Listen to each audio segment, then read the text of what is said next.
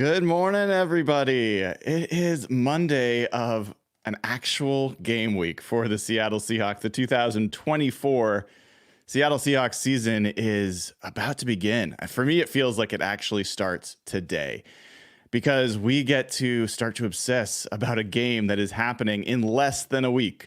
This Sunday, your Seattle Seahawks will take the field against the hated Denver Broncos. I don't care if we've moved out of the AFC West. I still hate the Denver Broncos. I hate John Elway. It's all sports hate, but I've got family in Denver, but it's deep seated. So of all the AFC West teams, the Denver Broncos were my least favorite. So it's going to be a little sweet to get that team coming into Lumen Field this week. Hopefully we get to deliver a nice resounding victory for the home team.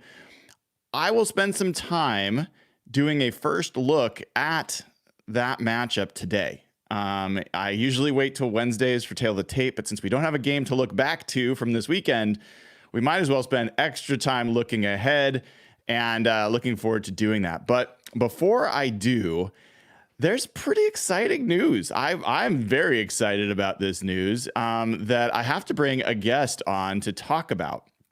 As you all know, not only do we try to make this show great in terms of content all the time, in terms of a community that you love, but also to bring in people that help make this show better. And hopefully you've all been loving the Tuesdays with Mike Randall that we've been bringing on with FTN, and those are going to continue, and that's been great. But we're not done. We've got some announcements coming, and one of them is the one I'm really the most excited about. A local company that is one of my favorites in the area. Certainly my favorite for pizza. It is the place that literally is down the street from us. We go there every week, and they happen to also be owned by a big Seahawks fan. So let me bring aboard our latest sponsor, Pat McDonald of Pagliacci, the owner of Pagliacci, and a huge Seahawks fan. Pat and I have gotten to know each other over the years and traded a lot of messages back and forth about the Seahawks. Pat, first of all, welcome to the show. How are you doing? I'm doing good. It's game week. It is game week. Yeah, it is game week. Excited. Pat, you are not just a sponsor. You've been a patron as well. You've helped support this show for a long time, and I've always been really grateful for that. I'm honestly, genuinely grateful for your pizza too. My family, I love the salad, the Pagliacci salad, and I do partake in some of the gelato from time to time. I wish I didn't, but I do. Talk to us for a second before we get into the announcement of what you guys are doing for the show this year. How did you start the company? How did Pagliacci start? So Pagliacci was founded 45 years ago. We are actually celebrating our Kenny Easley anniversary right now. I love that. And so 45 years. I've been involved since 2000. So 24 of them. It was founded by a wonderful woman named Doreen Sentioli McTighe. The first location was on University Avenue. And Pagliacci is Italian for clown. And she was just clowning around and decided to start this pizza business or Italian heritage. And that's how it was founded. And back in 2000, we ended up, myself and my business partner, Matt Galvin, ended up buying the business from her in 2000 and have owned and operated it ever since. Well, I will tell you, my wife, Rachel, and I, we've spent a fair amount of time on the East Coast. We've got family in New York. And so we have high standards for pizza. And I had low expectations for pizza coming to Seattle when we moved here. And Pagliacci was one of the first places we discovered, and were blown away by how good the pizza is. And the quality has been consistent, where there's a lot of, I think, restaurants that have had to, cut things and the quality's kind of deteriorated. if anything, I feel like things have improved with Pagliacci, and maybe it's just because I get to go there more often with the local restaurant near us. Well, when we bought the business in 2000 from Doreen, our motto was to just don't screw it up. It's a really good product. And Yeah. so we've tried to do the things the same way we have ever since we were founded 45 years ago. And so our dough recipe, our sauce recipe, all of those ingredients, and yeah, we try to be more consistent. And as you grow, that becomes the challenge to keep that one or two location quality, and that's something we really strive to do. So it's a very important. I appreciate you saying that. Oh, it's absolutely true. So one of the things I respect about you, Pat, because we've talked about this a fair amount as we started talking about this potential partnership. You're not someone who wants to be out in front. You don't want to be a face of the franchise or anything like that. You just want it to be good pizza for good people and kind of stay in the background. But I was able to talk you into coming on today, partially because I want to talk about the Seahawks with you and talk about this, kick off this partnership. But partially because I want to give you honors of sharing. If it's not going to be you that is coming on this week as a gift from this Pagliacci sponsorship, tell folks who is going to be joining this show, as a regular guest this year. Pagliacci is really excited to present Robert Mays from The Athletic as a weekly guest of the show. Robert brings a really unique national perspective, and what I really like about bringing Robert to your show, he's not a voice that people in this market have heard a bunch. He's not one of the usual suspects, and I think he's going to bring a real fresh perspective for us, and really excited to get that launched. Yeah, I am like beside myself. Like, I don't know. To your point, not everybody knows Robert as well locally, and that's part of why I think it's unique in market. Like, he's not someone that's going to be on local radio as much, but as far as I'm concerned, he hosts the best national NFL podcast for The Athletic, period. Like, I love that podcast. I listen to it regularly. It is so smart. It is so informed. I've had Robert on the show as a guest for the draft. I was blown away by how much he knew about the Seahawks. There was times I felt like he knew things I didn't know about the Seahawks. Not that I'm all knowing, but I obviously am pretty obsessed. And so for someone that comes in as a national reporter, someone who covers all the teams, it's pretty typical that they only know superficial information about each team. Robert knows deep information about each and every franchise. He just recently did a great interview with Sean McVay, sat down in his home, interviewed him, knows him inside and out. He's also a huge Bears fan, so it's going to be interesting needling him this year with Shane Waldron as his OC and Caleb Williams and all the storylines there. But he is going to bring insights from around the NFL and from each of these teams, and statistically, analytically, film-wise. He's going to bring a ton to this show. And so I am super excited. He will be on this show tomorrow. So normally he will be on every Monday. So Mondays are going to be a special day on Hawkblogger Mornings. They're going to be a Pagliacci Monday.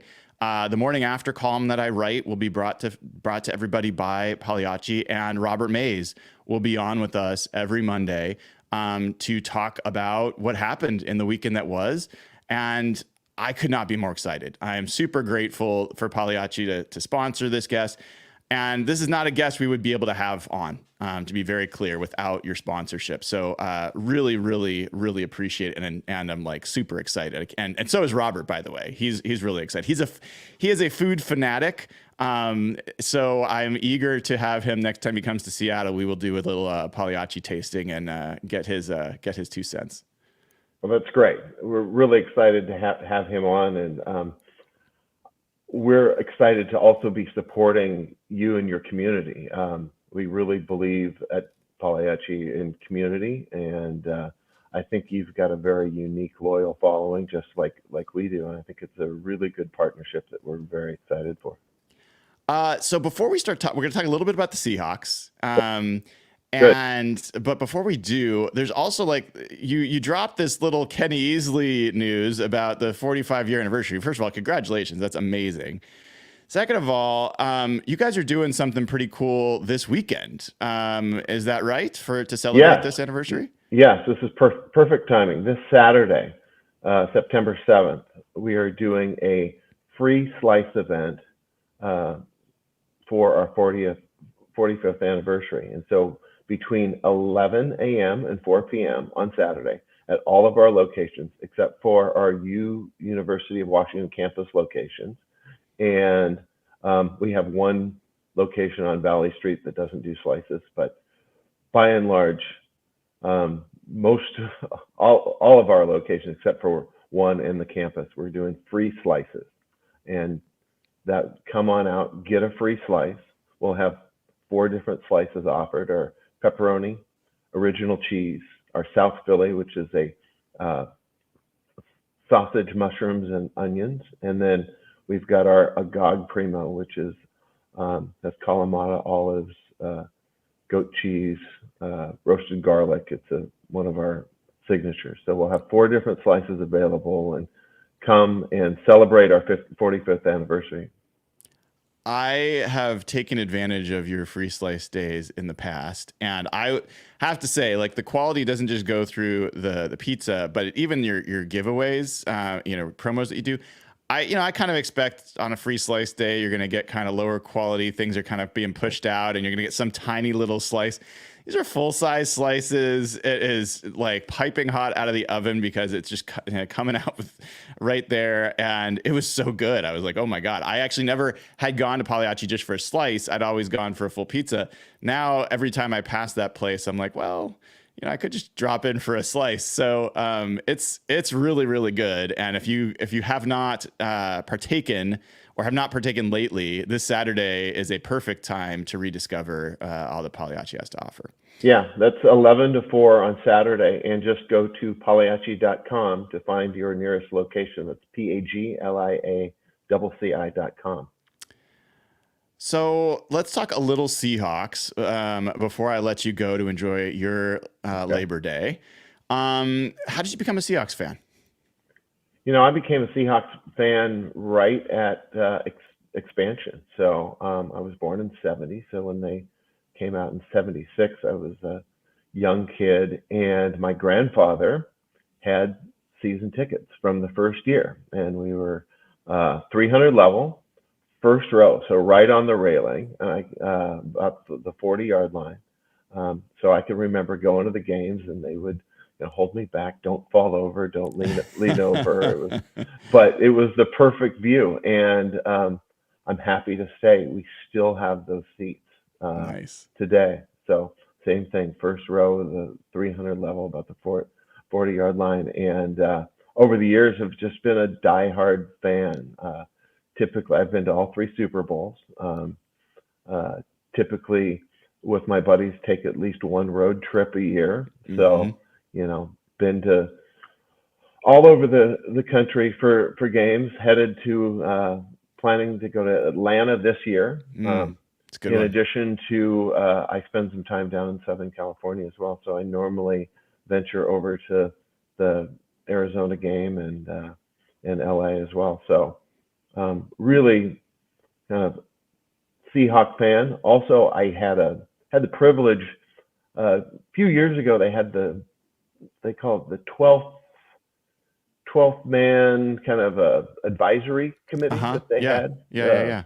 Peter McLaughlin and Chuck Arnold did that, and I was able to serve on that for a couple years. And it was a 12-person committee that basically people in the community, season ticket holders, who advised the president of the Seahawks on all kinds of different matters, mostly community type initiatives.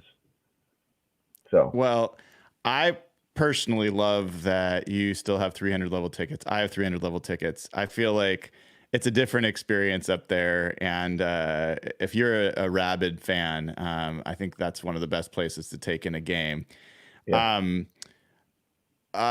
For a second, I'd love to know, like, having been a fan for so long, How are you feeling about this new regime? Who's your favorite player on this squad? I'm kind of curious how you're thinking about this team. So I'm really excited. I'm really excited just because it's going to be so different. Everything is really changed offensively, defensively. Um, so I think it's a really fresh start that we needed, and I didn't really realize how much we needed it until we've gone through it. And I think what I'm most excited for is what I see from the coaching staff is so far in the preseason. And there's going to be some glitches and bumps. It's a young staff, Mm-hmm. not a lot of experience, but just in the preseason, the amount of energy that they're playing with, the discipline they're playing with, it seems what they're doing seems to be translating to the field. And every year I normally go out to training camp and spend at least a day. And what I've noticed over the past several years is that we've lost a little bit of our swagger. Mm-hmm. When you're out there on the berm and watching practice, and you go out there back in the days of the Legion of Boom. I mean, just the energy and the intensity, you could just feel it, and that Mm-hmm. had kind of gone away. And I think that's starting to come back, and that's what makes me most excited. From a player perspective, I enjoy really the team. I'm not a big fan of one particular Mm-hmm. guy. I really just enjoy the team. Probably my favorite player over the years has been Cam Chancellor. I just Uh-huh. thought he set the tone and Yeah. he played the right way, and so he's the kind of player that I really like. I think Cam is a sneaky uh, person in the competition for best Seahawk ever. And I know that that's like crazy because obviously Walter Jones and Cortez Kennedy and, all these players. But if you think about the tone that he set, the role that he played on a defense of that caliber, and the person he's been off the field, and like his role in the community, like you put it all together, he's an all-timer for this team. There's just no doubt. And I think a lot of folks feel that way. So I I'm think that, thoroughly convinced that I guess Malcolm Smith is technically our Super Bowl MVP, yeah. but the way he set the tone Mm-hmm. in that Super Bowl and the way he just brought the heat and his interception and he just closed down the middle of the field, and it was something to behold, to being in New York and just see that thing avalanche and Yes. how absolutely intimidated they were, and he brought all that energy. I was there too, and one of my favorite memories was how the Broncos fans were all gone by like the end of the third quarter. Like it was emptied out. It was basically just a Seahawks party for like the rest of the game, and it was so fun. That was an amazing memory. So I'm hoping we're building towards more of those type of memories, less of the ones that we had kind of the last couple of years. And Pat, as I let you go, I just want to really express gratitude again.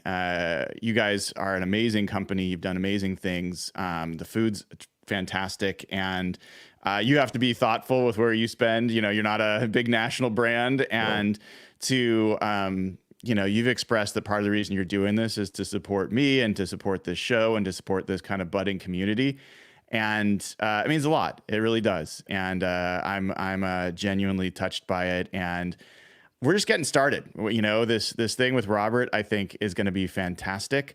And I think there's more things that we're gonna be able to do together. You and I have already talked about some of those ideas, and we'll just see where this goes. But I could not be more grateful and more excited about this partnership.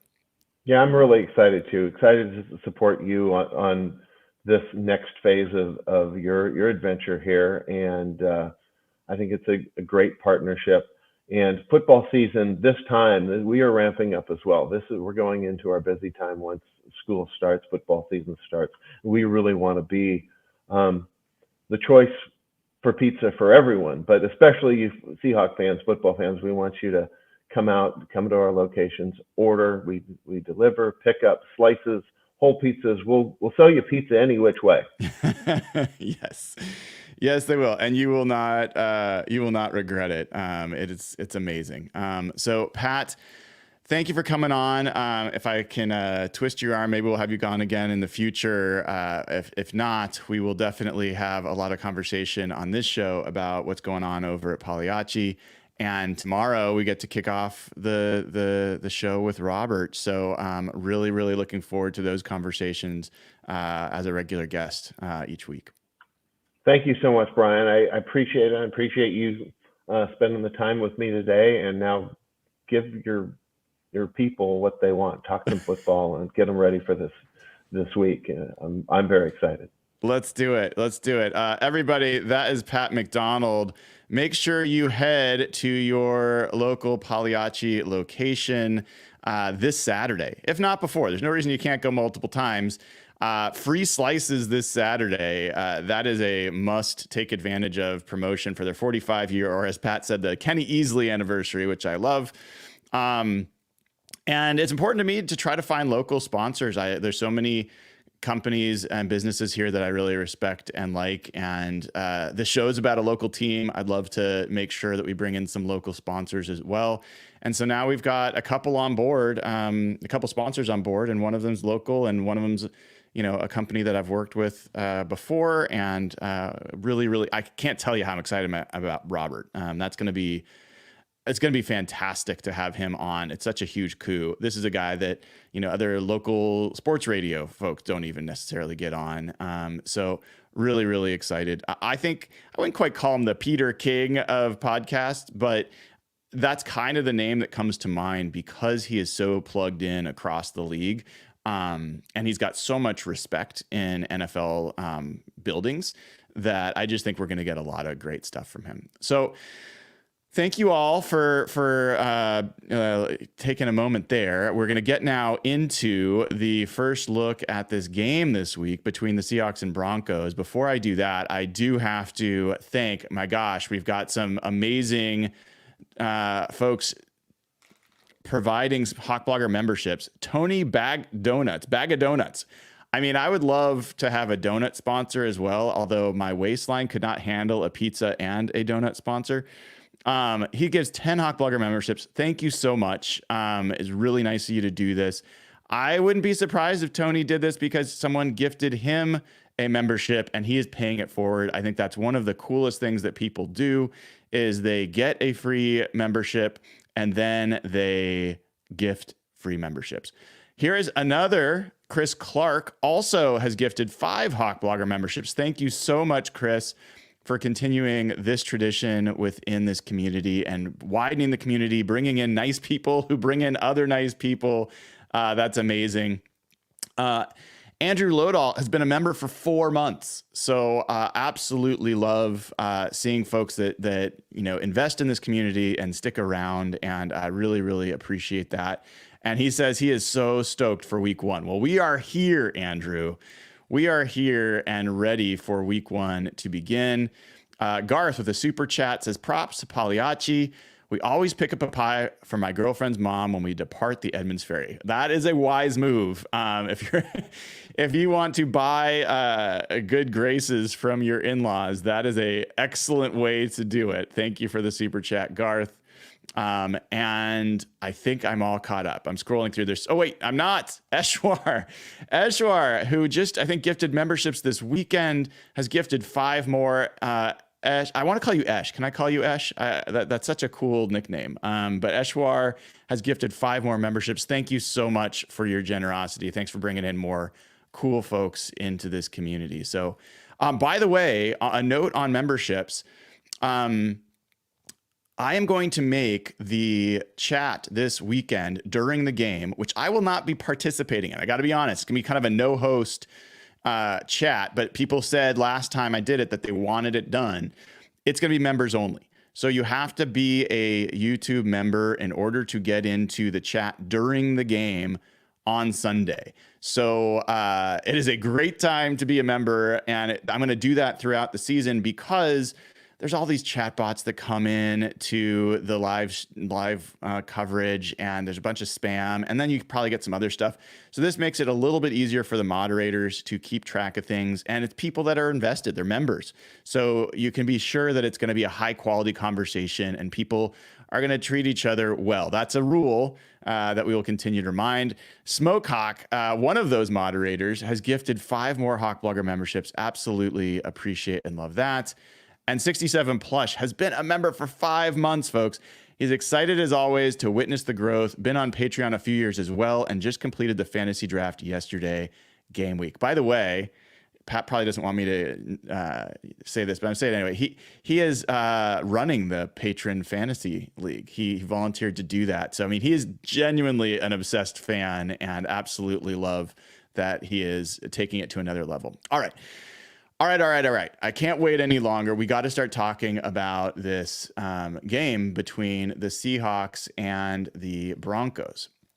And there's a lot of ways to do this. And I normally, for people that have been following for a long time, know that I do a Tale of the Tape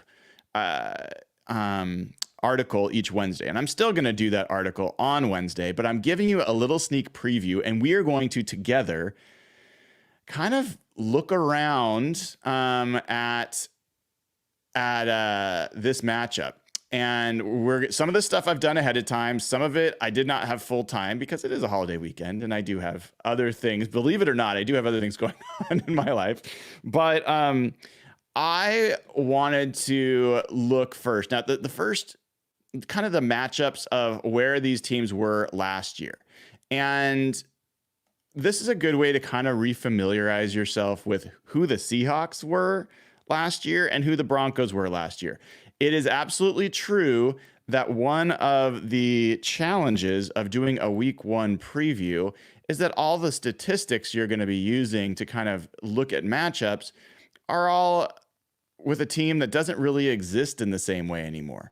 In the case of the Seahawks, not only is it not the same team, it is not the same coaches. So when you have a situation like that, it makes it especially hard to genuinely be able to, assess that team. But let me show you here. We just got another super chat, so let me get to that real quick. Eric Kinnaman gives $12.12. That's like the lucky number, I guess. I like that. You can multiply that as many times as you want. It's always lucky. And he says, great interview with Dave Bowling last week.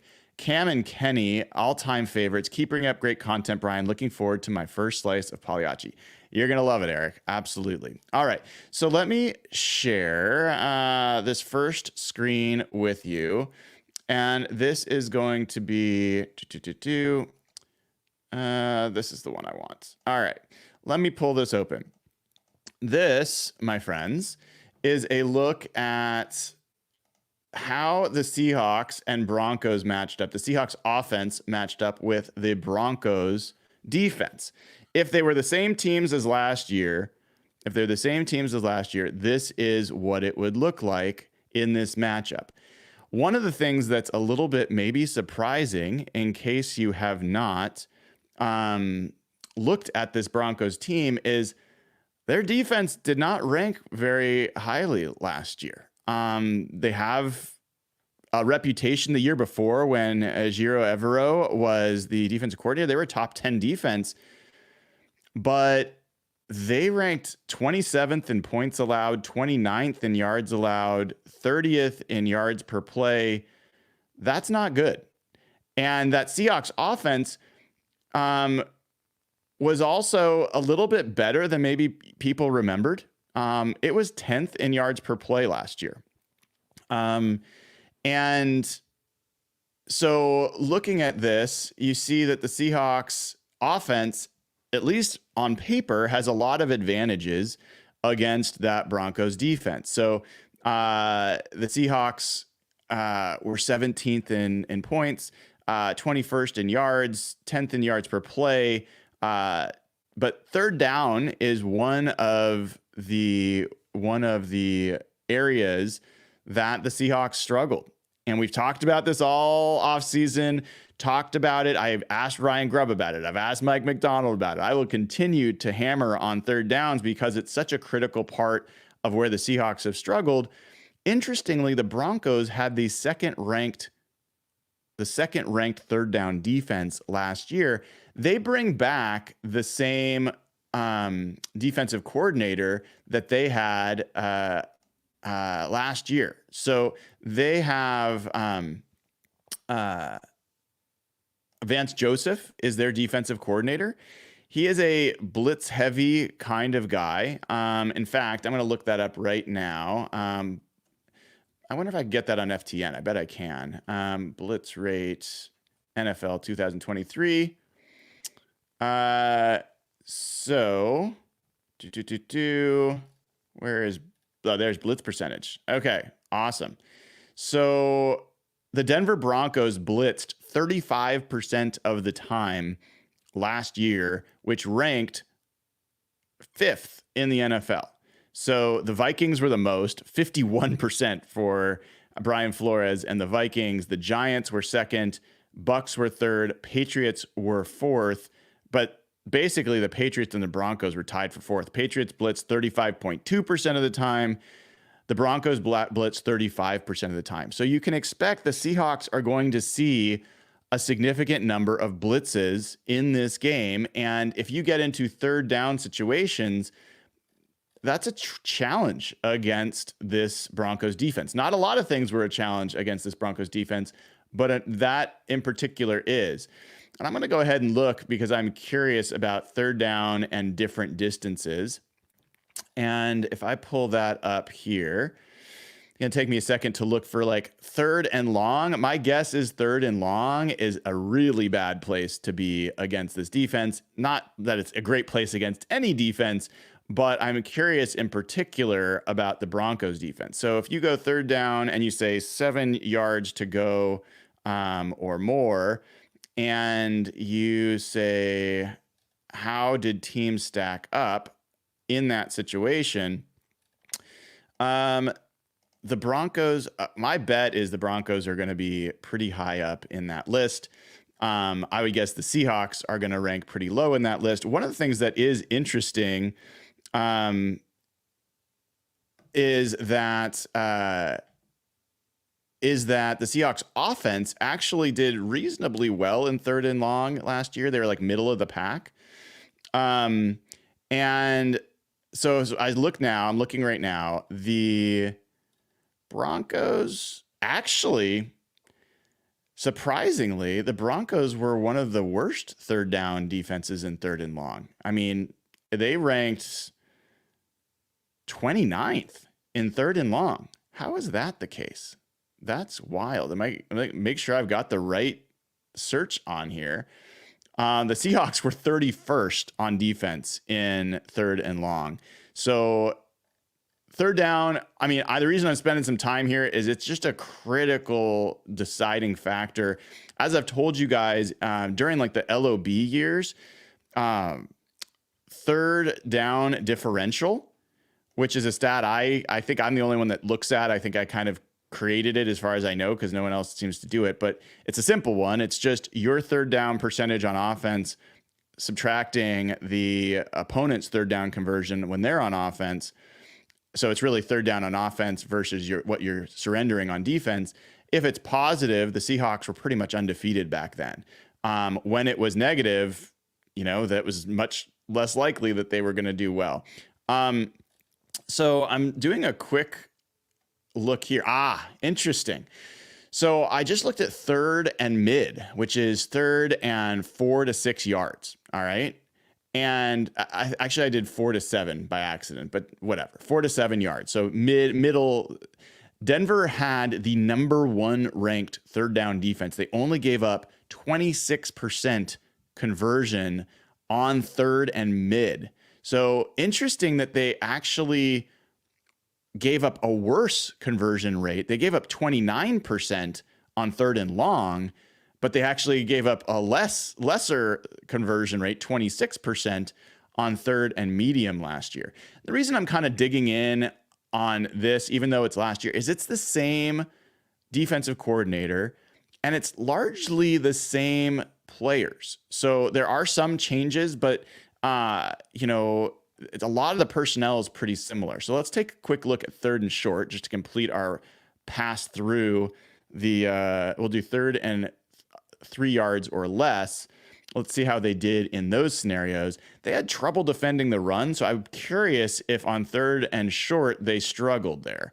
Remember, the Seahawks were not great on third and short. They were toward the bottom of the league, but they were kind of not great on third and anything. Denver, interestingly, they were 4th in the NFL on defense in third and short. They gave up just over 50, like almost 51%, 50.8%. That ranked 4th in the NFL behind New Orleans, New England, and Cleveland. So it's kind of wild. I mean, you still obviously, you're better off being in third and short because, they're giving up half, a conversion on half the time, but they, from a relative to the rest of the league, they were worst in third and long, which is kind of shocking and kind of an interesting thing to see. But as we kind of look back at this, so you can see the Broncos have a real strength, or have had a real strength on third down. I want to get a little bit farther into that because let's take a look at some of the personnel. So if we look at the Broncos depth chart, and there's a few different ways to do this. Why don't I think the ESPN Broncos depth chart is a little bit easier to look at. So I'll pull this up. All right. So let me zoom in a little bit and we'll look at the defense. All right. So, as you look at this defense, there's a few things to kind of know about the Broncos. It's kind of a no-name defense. Pat Surtain is, I think, their only top 100 player, at least voted on by various folks on either side of the ball. And he's really considered a just fantastic cover corner. I think in ESPN's top 100 players, he ranked 20th.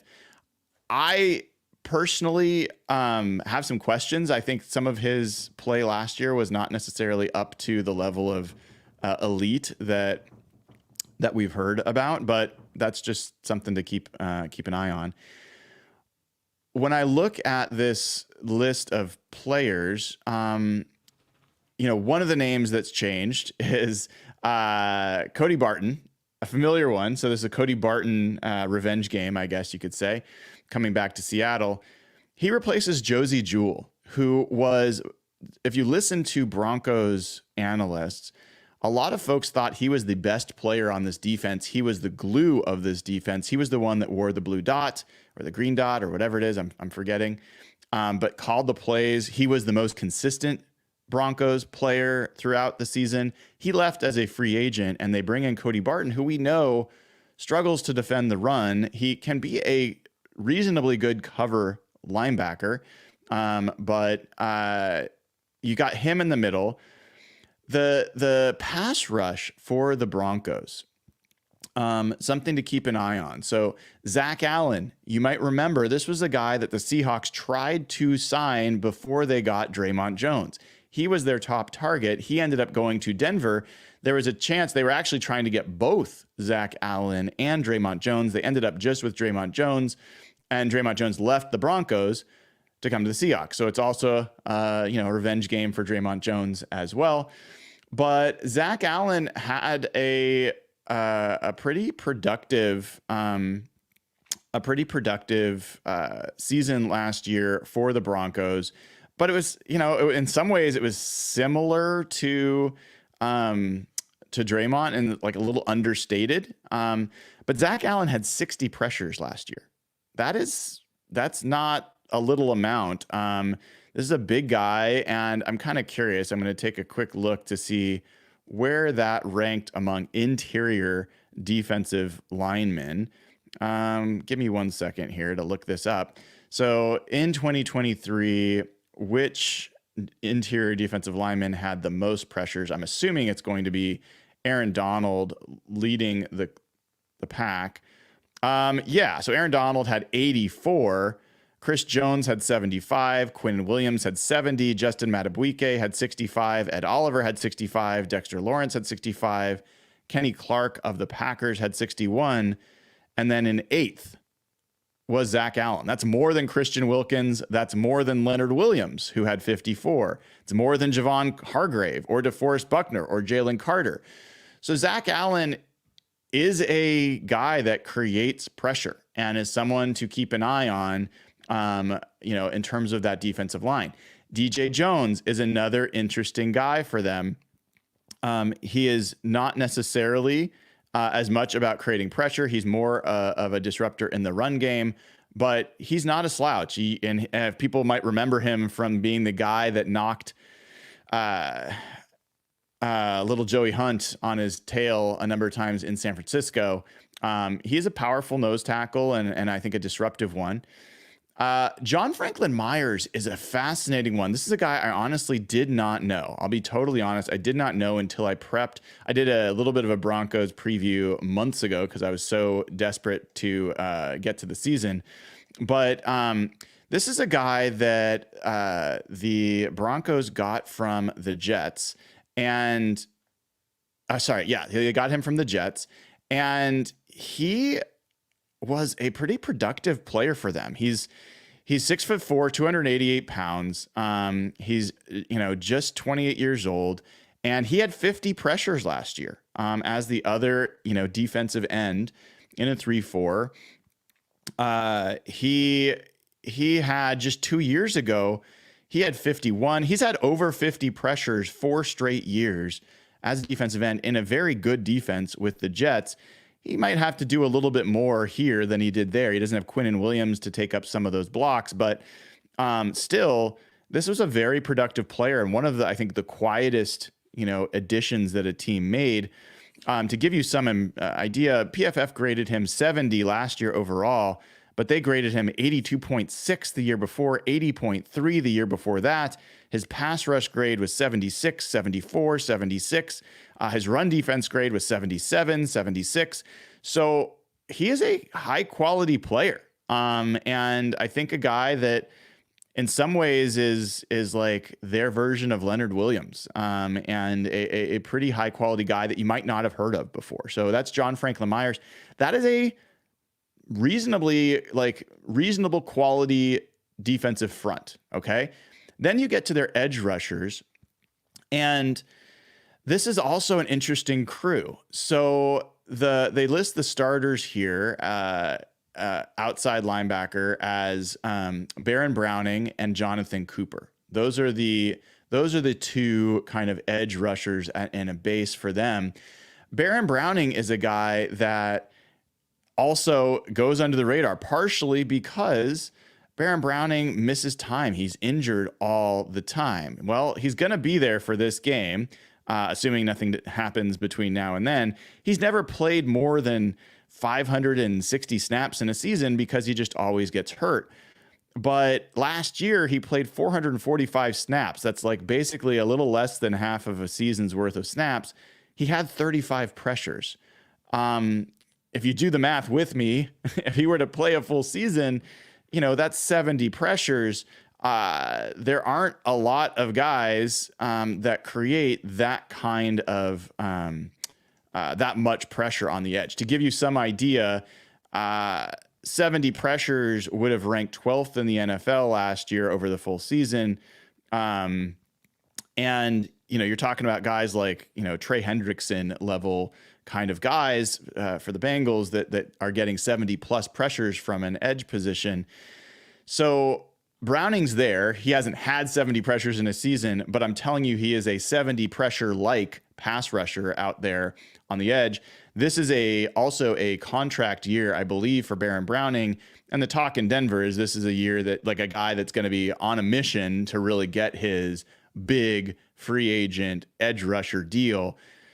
he's a guy that absolutely is a double-digit sack potential. He's a guy that could be a 13, 14, 15 sack potential if all things go right for him. So Baron Browning's a name to keep in mind there. Jonathan Cooper's kind of another no-name, but you might be surprised to know, I believe Jonathan Cooper led them in sacks last year. Let me double check that to make sure I'm not giving you false information. He did. He had 8.5 sacks last year. So this is a guy that, again, most people do not know, but is a solid edge rusher. He basically had a Boye Mafe-like year last year. He's only 26 years old, 6'4", 260 pounds. And, you know, he had 55 pressures last year. So he had a 71 pass rush grade. He is a quality pass rusher. I think like we talk about Boye Mafe, he's not a, you know, blue chip, you know, Browning between the two of them has a much greater chance to be kind of a blue chip, but he is a solid edge rusher. Let me clear my throat real quick. So I think you got those two and you're like, okay, well, that's pretty good, but it doesn't stop there for their edge rush group. And I'll continue that story in a second. Let me thank Rick R for gifting 5 Hawk Blogger memberships. So great. Thank you so much. I think Rick's done this before. Really appreciate people that just continue to help grow the community and do it through generosity. That is kind of what we want this community to be based on, and really, really appreciate it.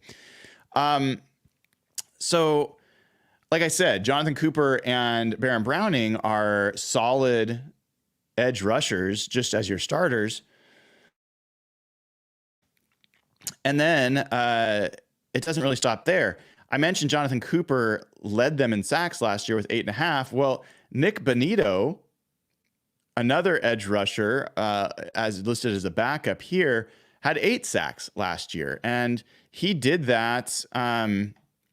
Nick Bonito did that in just 500 snaps and just 276 pass rush snaps. He had 47 pressures in 276 pass rush snaps. So, you know, you've got this kind of long list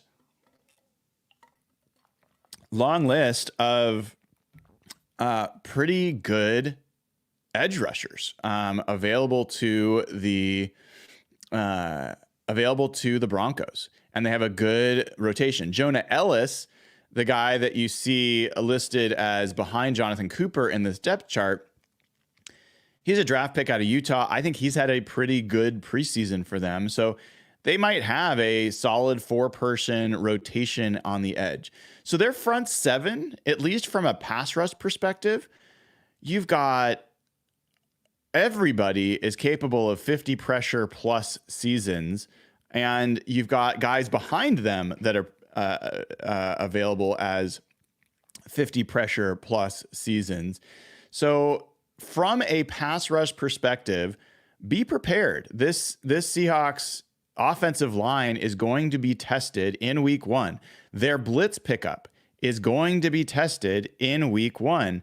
And just as a case in point there, you know, those blitzes can come from all over the place. And the Seahawks are going to have to be ready for that. And as I look through the Broncos kind of sack distribution, the top of it's all, you know, edge players and Zach Allen inside. Josie Jewell, their middle linebacker last year, was up there. PJ Locke, their safety last year, was up there with a few sacks. Alex Singleton had a sack. Their corner, nickel corner, Jaquan McMillan, had a few sacks. Other safeties, other linebackers. So like they had a number of people create pressure. Now, getting back to let me find it real quick. Getting back to the list for where the Seahawks ranked relative to the Broncos overall. Let me see. Where did that go? I've got too many tabs open, folks. I got too many tabs. All right, here we go. So let's bring this back. So if you're looking at this and you say, you say, where are the Broncos in terms of rush defense? So we just talked about pass defense a lot. Rush defense, not so great.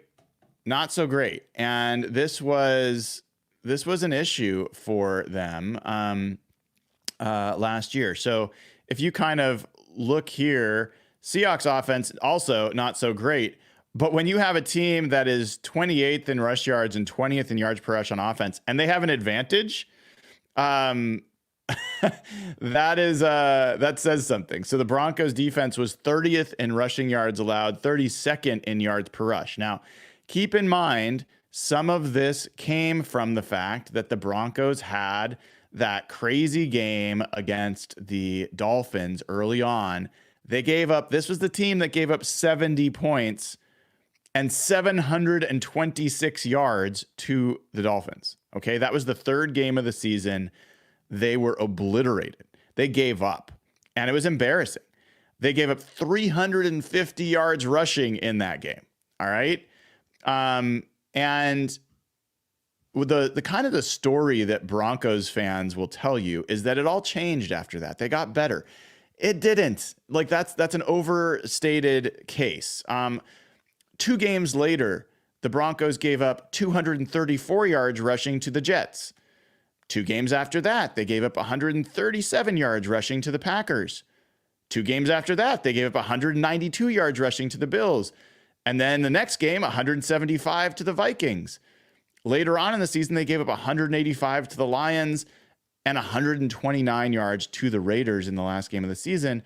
This is a team that gave up rushing yards throughout the year. And one of the things that happens when you are a high blitz team, people think about blitzes being exploited in the air, which is often the case, but they can absolutely be exploited on the ground as well. If the blitzes are coming from the wrong place, if you run to the right gap, if you check to the right play, there can be big explosive plays. And that's going to be a big thing for this Seahawks team this year. It always is, but how they look at approaching this Broncos team on the ground, how they're going to utilize Kenneth Walker, how they're going to utilize Zach Charbonnet. Are they going to be testing the edges? Are they going to be running right at them? And how is that going to look? How is the blocking going to look with Laviska Shenault? Is Laviska Shenault going to be part of this? You get them on an end around. You get him blocking like he did for the Kenny McIntosh run, right? You've got DK Metcalf as a blocker. You've got we saw how JSN was digging out the safety in the Chargers game. And then you got guys like Brady Russell, who I think is also a sneaky player that could be one of the more valuable players on this team this year, and also a just absolute fan favorite. So I think the running game is an absolute key part of this matchup for the Seahawks this year. And that's going to be a big deal. It's going to be a big deal in this game, and it's something that the Broncos really struggle with. There are folks within the Broncos that will say, well, that's why they made some of the acquisitions that they did. And, we'll see. Like, Cody Barton's not going to help you in the run game. He's not going to be the difference. Losing Josie Jewell, I don't think is going to help them in the run game. That's going to be a difference. Alex Singleton is a decent run defender as a linebacker. They lost Justin Simmons, who was a decent run defender as a safety. And they've got a guy in Brandon Jones who is a little bit lighter, and I'm not sure is going to bring the same kind of support. I don't know what Riley Moss is going to look like as a cornerback in run support. He will be tested. So I think there's question marks there. I think that they feel a little bit better than maybe others might about their ability to defend the run. And one of the guys, I think that's a reason for that. I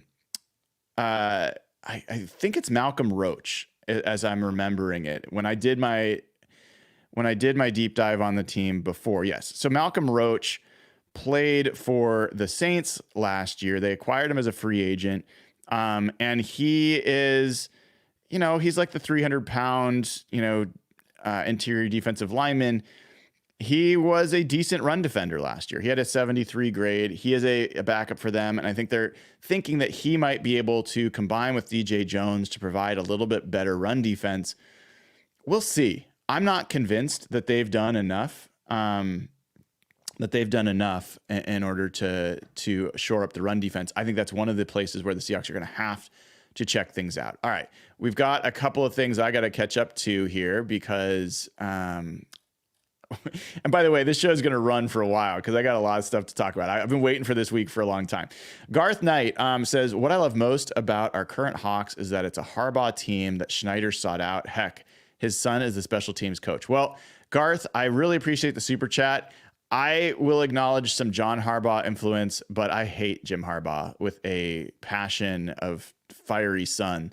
So I will not acknowledge any Jim Harbaugh influence, but I respect John Harbaugh, and I think there's definitely some influence there.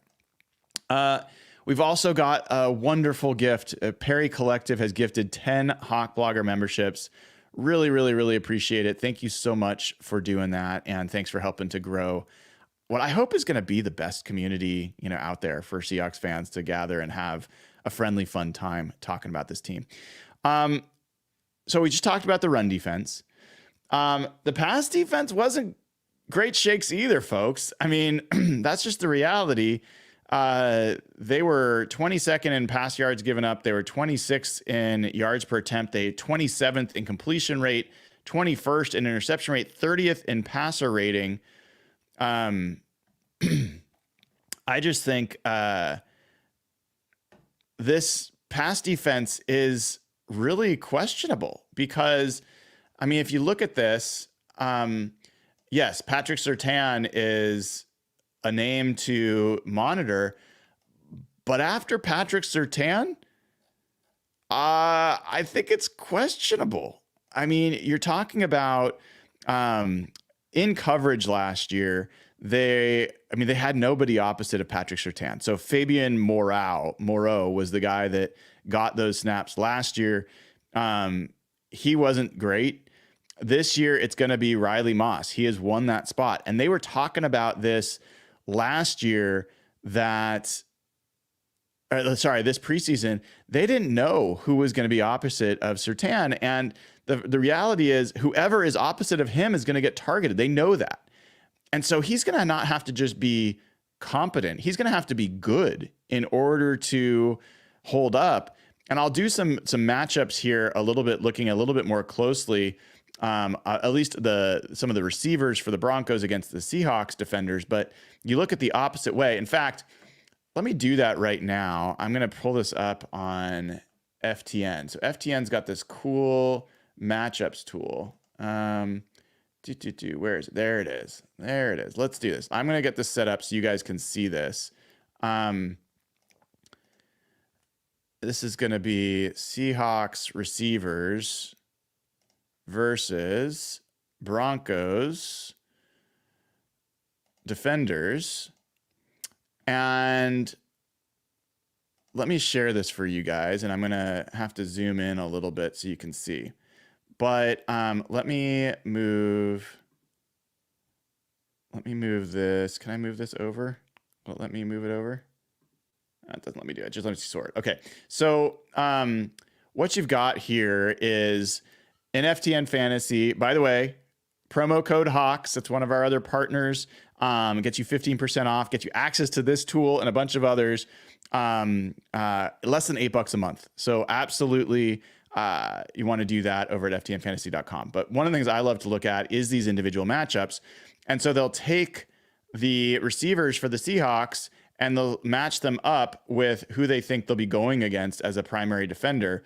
In this case, they've got DK Metcalf going against Riley Moss. 100 is a perfect matchup for the offensive player. 0 is the worst. So they've got a 59.9 matchup rating, which is pretty good for Metcalf against Moss. But even Tyler Lockett, they've got as having the advantage over Pat Surtain. And so I'm curious about that. I mean, I don't know exactly. Like remember, FTN has DVOA and DYAR per player.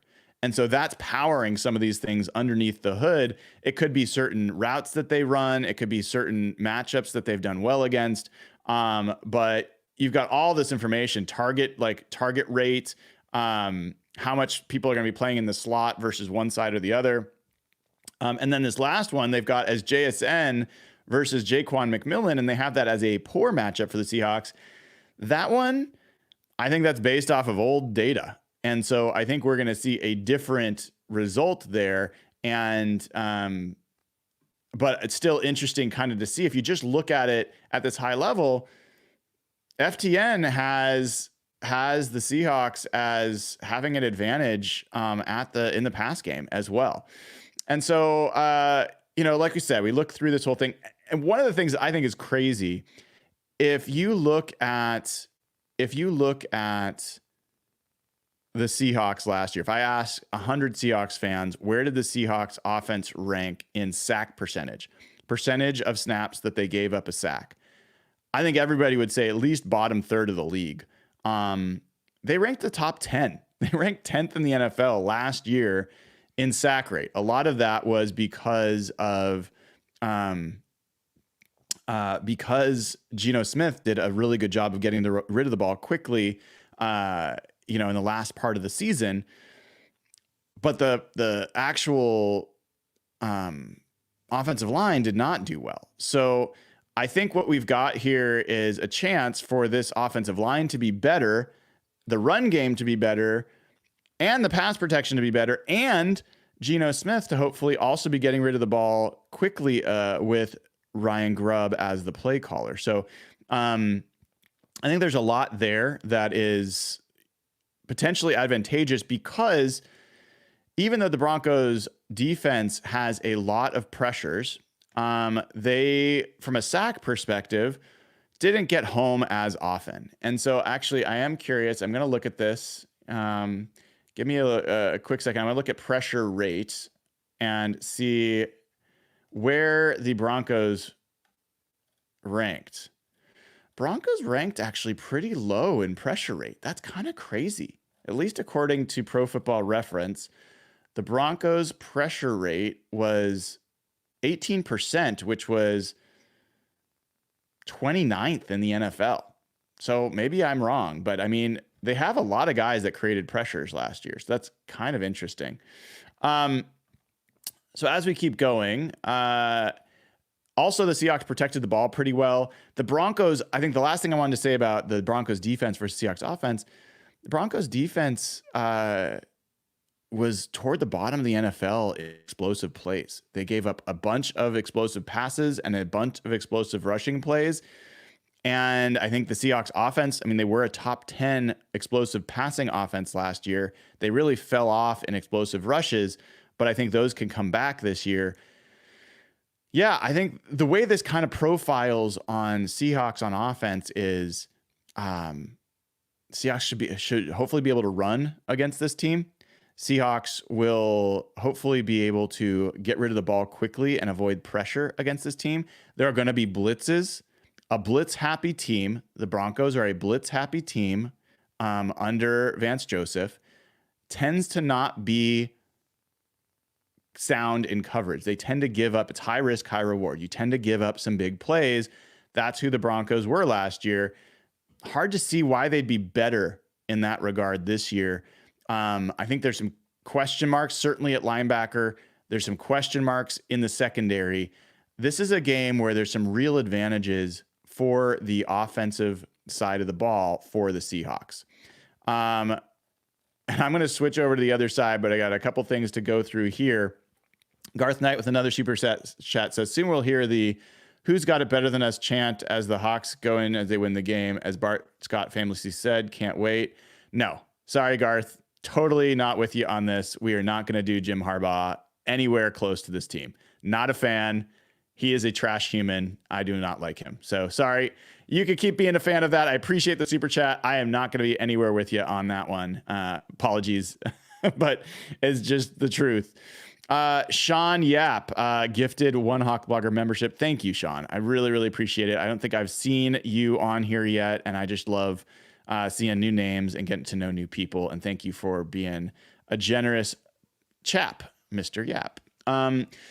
So next thing I wanted to go through is let's look at defense. So as we do that, there we go. This is the Seahawks on defense. So we just looked at the matchup on offense. Not as pretty on defense, is it? Now, the Broncos went through a much bigger change on the defensive side of the ball. We all know a big part of that. Russell Wilson is no longer at the helm. Jarrett Stidham is no longer at the helm. Bo Nix is the guy that's going to be running this offense. And there's some interesting things there. I'm going to get to that in a few minutes, but this is just, again, a reminder for people that are joining us a little bit late. These are all based on 2023 stats. This is where the teams finished last year. That really kind of has some limits when you have significant changes. And I think you can make the case they're pretty significant changes for both the Broncos offense and the Seahawks defense. You got Mike McDonald as the play caller. You've got defensive coaching staff overall, other than Carl Scott.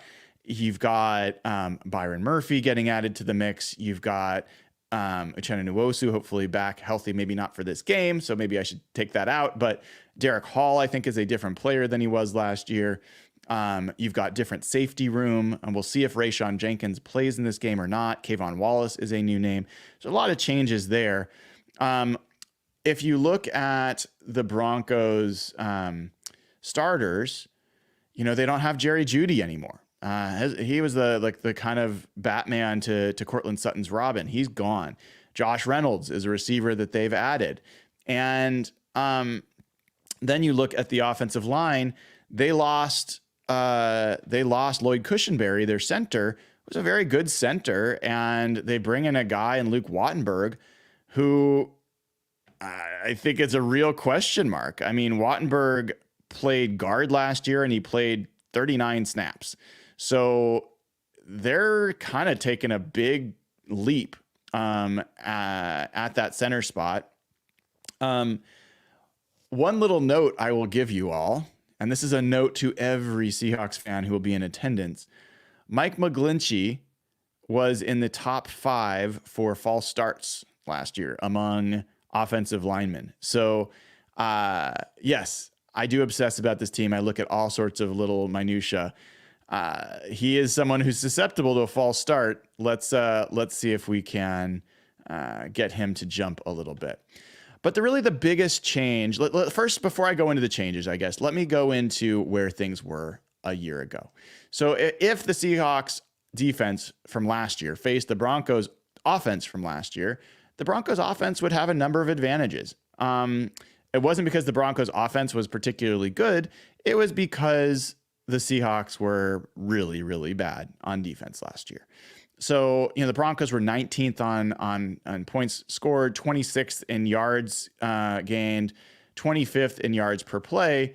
The Seahawks defense was 25, 30, and 24 in those three. So the Broncos essentially were better in 2 of those 3 and only better by 1, only worse by 1 in yards per play. These were just not very good units on either side.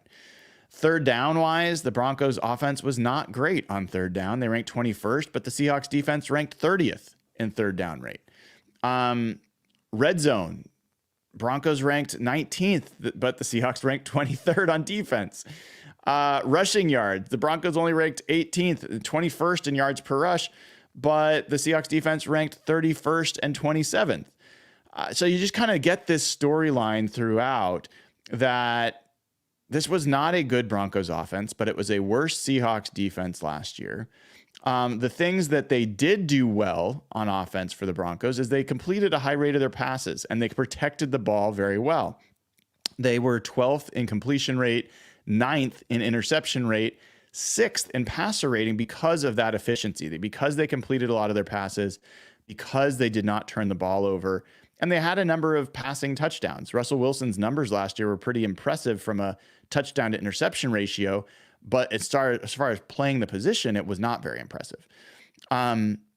So Sean Payton has shown the ability to like dink and dunk his way down the field with this kind of offense. And some people have compared it to the offense that he used in the late stages of Drew Brees' career, where Drew Brees had a little bit less of a throwing arm and arm strength. And so he just found ways to kind of pick teams apart little by little instead of the big chunk plays. The interesting part of that is you'd think that a team that was dinking and dunking as much as the Broncos did last year would not give up many sacks, but they were 27th in sack rate last year. And that is one place the Seahawks have a big advantage, even with last year's team, which had a lot of flaws in terms of pass rush. The Seahawks ranked 13th in the NFL in sack rate. People forget about this. They don't remember that the Seahawks actually had a pretty decent pass rush last year. Even if you go at pressure rate, the Seahawks were 10th in pressure rate last year at 23.1%. So the Seahawks created a fair amount of pressure last year, and they're going against a Broncos offense that gave up a lot of pressure last year, and they lost their starting center, who was a big part of that offensive line. And I think there's some real question marks for the Broncos on that offensive line. If you just look at the grades that the offensive line had last year, to give you an idea, Ben Powers, who is one of their guards, he had a 62.1 pass block grade. Garrett Bowles, their left tackle, is legitimately very good. He had an 83.8 pass block grade last year. Then you get to Lloyd Cushenberry, by the way, the center, had a 76 grade. So you're going from him to Wattenberg. Wattenberg, in his 39 snaps, had a 39 pass block grade. So you're telling me that he's going to be going up against Byron Murphy sometimes playing nose, or Jaron Reed playing nose, or whoever they decide to put over the center, and whoever the blitz packages are, not even the blitz package, but the pressure patterns and the games that they're going to play. Kind of curious about that one. And then Mike McGlinchey, the right tackle, he was 63.5 pass block, not great. And Quinn Miners, the other guard, who is a very good run blocker, had a 67.8 pass block grade, which is not bad, but that's essentially what Charles Cross has been during his career. So not exactly dominant either. So the Seahawks, even without the changes, which I think one of the most significant areas of change is around pass protection for the Broncos and pass rush for the Seahawks already had an advantage from last year's squad versus last year's Broncos squad. They were not a particularly big explosive team, and they did not necessarily turn the ball over that much. They were like league average in that regard. So that's kind of looking at some of those last year things, like rankings. But if I did a little bit looking at the matchups for the Broncos receivers versus the Seahawks defenders. And the interesting thing there, as I try to pull it up, is that's not a great group.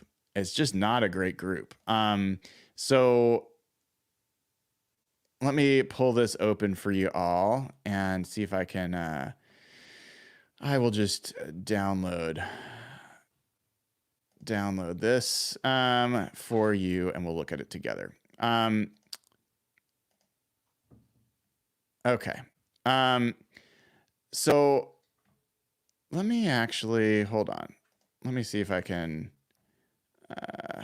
give me 1 second. It's probably not worth all this, but I'm stubborn, so I'm going to try to make it happen. Let me bring in some content here. So basically, the short story here is that the Broncos don't match up well with the Seahawks from a receiver perspective. So let me see if I can now pull this up. Present from current page. And let me share. Okay, sorry. Too many tabs open again. You guys are very patient with me. Thank you. So the thought here is that if we share, you're gonna all be like, why did he take so long to do this? It's really not worth it. We're gonna present and we're gonna share window screen. Okay, let's share screen 2. And let me find that presentation. So what you find for these matchups are, hopefully you guys can see this now. After all that, it's very exciting. I want to look at a few different of the matchups here. So first matchup, Josh Reynolds, slot receiver, versus Devin Witherspoon. And using that FTN Fantasy matchup tool, it gives a 26.6 grade for a matchup score for Josh Reynolds, which is a huge advantage, and I think makes sense. So Josh Reynolds is their new slot receiver. Tim Patrick's a guy that they got rid of. Kind of odd that they just kind of cut him. He's, I think, signed with Detroit, so it's almost like a trade.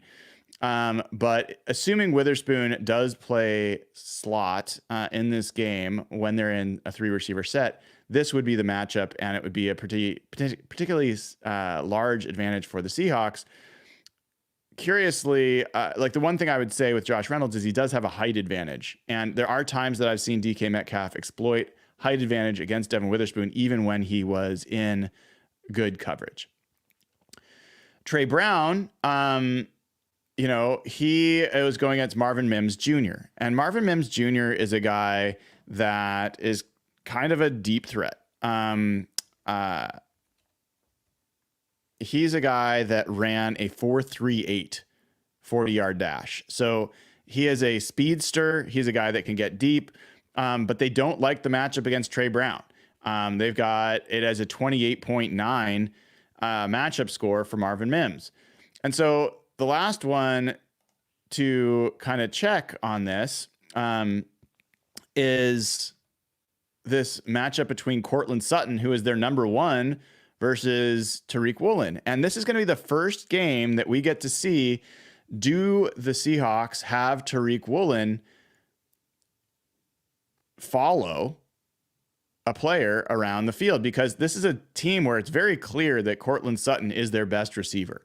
And I think Tariq Woolen should be able to absolutely shut him down. I think he should. Now Sutton's a good route runner. He's got great hands. But I don't think this is like a solid number 2 receiver. They don't have a number 1 receiver on this team. I think this is a matchup that Woolen should kind of cut his teeth on as the new traveling corner for this roster. And if they can shut down Cortland Sutton, I think that you've got to feel really good about what they can do elsewhere. So 3 matchups, 3 places where, at least from an FTN fantasy perspective, they see it as an advantage for the Seahawks. Curious what you guys all think about that, if there's anything that doesn't match up with your expectations. One of the things that I wanted to kind of bring up there relative, so I've talked about the fact that Seahawks, I think, are going to have a pass rush advantage, and that's just based on last year, forgetting the fact that you've got Byron Murphy, forgetting the fact that you've got Mike McDonald coming in, forgetting all those things. But what I see is that Bo Nix, you think rookie quarterback, he's going to be flustered, he's going to turn the ball over a bunch. Bo Nix has an interesting play style about him. And if you look at Bo Nix, he didn't turn the ball over almost at all in college. Last year, 45 touchdowns, 3 interceptions. Year before that, 29 touchdowns, 7 interceptions. He generally keeps the ball out of harm's way. I don't believe he threw any interceptions in the preseason. And then the other thing with Bo Nix is that he is one of the guys, he is one of the least sacked quarterbacks in college football history. He had a like 1.1% or 1.3% sack rate in college. And to give you an idea, Michael Penix Jr. was like elite in that category. He was 1.9%. That was the two of them together were just off the charts relative to what's normal. So the idea that Bo Nix is going to come in here, get sacked a lot, and turn the ball over a lot, I love the idea of it.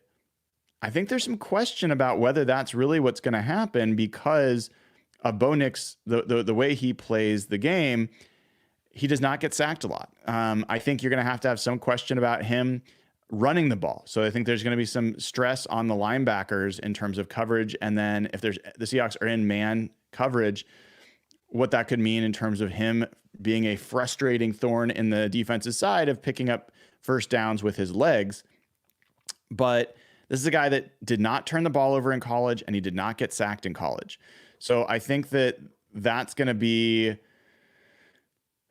if I didn't know that about him, I'd be projecting that this guy is going to have an awful day. Coming into Seattle for his first game ever, that crowd's going to be just absolutely crazy. And that defense, I think, is incredibly hard to play against. I would just think Bo Nix is going to have an awful game. And maybe he will. I think that's still the bet I would make. But this is a guy that's played in big games in, loud stadiums against all sorts of competition. And so far, he has not had games very often where he gets sacked a lot or he turns the ball over a lot. So I just think that that's something to be aware of, that it may be a little more frustrating than any of us want it to be, especially game one. But that's part of what, the team's got to be aware of.